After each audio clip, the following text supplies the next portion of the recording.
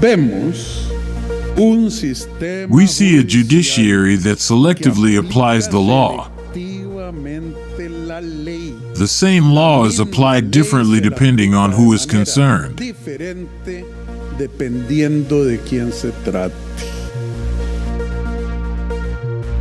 Costa Rican President Rodrigo Chaves is on the defensive, decrying a series of corruption cases against him as a vendetta.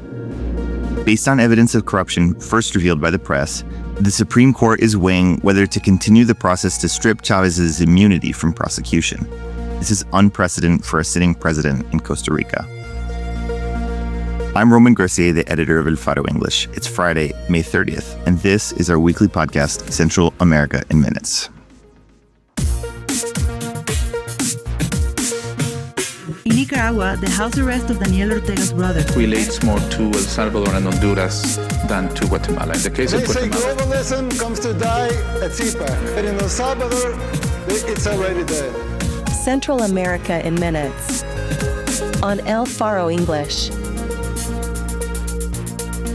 Evidence of corruption has trailed Chaves since even before he took office in 2022, when he refused to disclose his campaign financiers and faced accusations of paying expenses through an unofficial slush fund. During his tenure, prosecutors have opened dozens of inquiries. They often involve some form of alleged influence peddling, like when the son of a campaign advisor received a port concession, or when businessmen close to his campaign were given a permit to deforest a protected area. 2 weeks ago, the Attorney General's office launched raids and arrests in an investigation called Pista Oscura, or Dark Runway, implicating Chaves and over a dozen public works officials. They stand accused of declaring a state of emergency without cause to divert millions of dollars from an emergency fund and patch up an airport runway at an inflated price. It's a circus, a waste of resources, an affront to the national conscience. In an editorial, newspaper La Nación called the case part and parcel of an excessive use of emergency decrees. While campaigning, Chaves promised to destroy La Nación and other news outlets. The Supreme Court put its foot down to get his administration to back off from harassing their parent company. In 2023, La Nación tugged on the threads of an even more damning revelation, that shortly after taking office, Chaves steered a contract to an insider communications producer for a public relations campaign to promote his image, and the check was cut with funds from the Central American Bank for Economic Integration. Next, the contractor told the prosecutors the president coerced him into giving a kickback of $32,000 from the awarded contract to a top advisor who was putting money down on a home. The following is audio surreptitiously recorded in the president's office by Communications Minister Patricia Navarro and published 2 years ago by La Nación and now released to El Faro English for republication. First is Chaves speaking, followed by the producer in question, Cristian Bulgarelli. The contract had yet to be issued.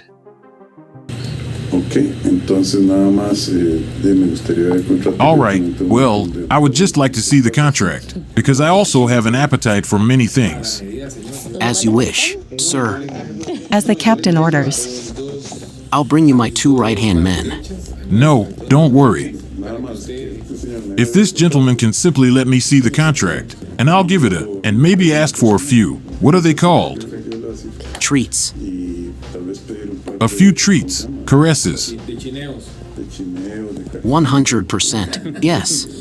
Not in a bad way. Don't think I mean that. 1 year remains in Chavez's term. If the Supreme Court finds the case to have merit, next the legislature will hold an inquiry to determine whether to vote to strip him of immunity.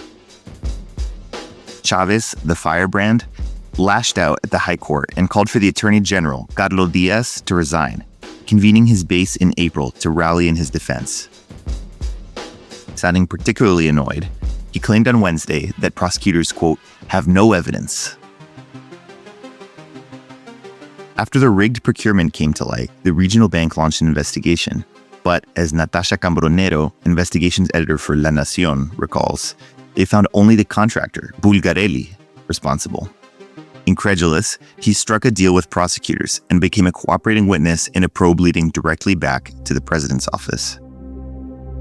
Y yo creo que esa particularidad del hecho de que exista una persona involucrada en los hechos, the fact that a person involved in the events recounted what happened and provided evidence of a supposed payment for a person to obtain a contract made this case advance more quickly than the others. Ha hecho que este caso avance más rápido que los otros.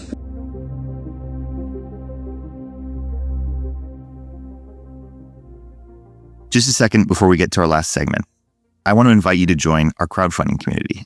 Today marks our 30th episode of Central American Minutes. At El Faro English, we not only bring you this weekly podcast, but also our flagship newsletter and our digital magazine, Central America Monthly. If you want to help us shine a brighter beacon on our region, please go to support.elfaro.net and help us continue.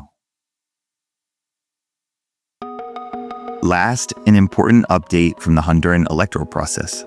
On Wednesday, Defense Minister Rixi Moncada announced her resignation, as required by law, 6 months prior to the November 30th election.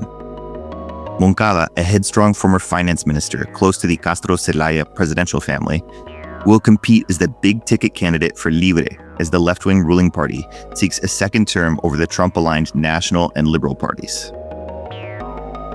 Moncada ran for the Libre ballot in March, while as the head of the armed forces serving as guarantor of the electoral process, a move criticized in Honduras and internationally as a direct conflict of interest.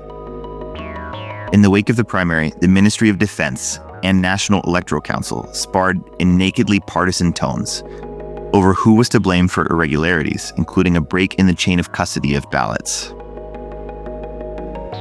The ministry wrote on X this week that, in her 8 months in the cabinet post, Moncada, quote, strengthened bilateral relations with the United States. It was certainly true that she helped run damage control after the Castro administration in January initially threatened to expel a key Southcom military base in Honduras in retaliation for Donald Trump's deportation agenda. In an April visit to Fort Buchanan in Puerto Rico, Rixi Moncada seemed to deftly blend her public profile as defense minister and ruling party presidential hopeful, publicly telling the U.S. Army that, quote, our medium and long-term goals are to maintain a positive relationship with the U.S. on security issues, close quote, especially the fight against drug trafficking. Rather than name a replacement for Moncada among the deputies in her cabinet or another member of her circle, President Xiomara Castro announced that she will temporarily step in as interim defense minister. She had named Moncada in September in the political fallout of the publication of a video showing her brother-in-law Carlos Zelaya as an intermediary with drug traffickers to her 2013 campaign war chest. Castro, who famously extradited now convicted narco president Juan Orlando Hernandez to the United States upon taking office in 2022, denounced the revelation as part of an international coup effort and appointed Moncada, a loyal party lieutenant, to get a tighter grip on the military. She then quickly announced that Honduras would denounce the U.S. extradition treaty on sovereignty grounds, citing U.S. criticism of the Honduran military's mingling with Venezuelan military counterparts, sanctioned by the U.S. as drug trade operatives. But in February, Honduras backed off, agreeing with the Trump administration that the extradition treaty, at least for this election year, will continue.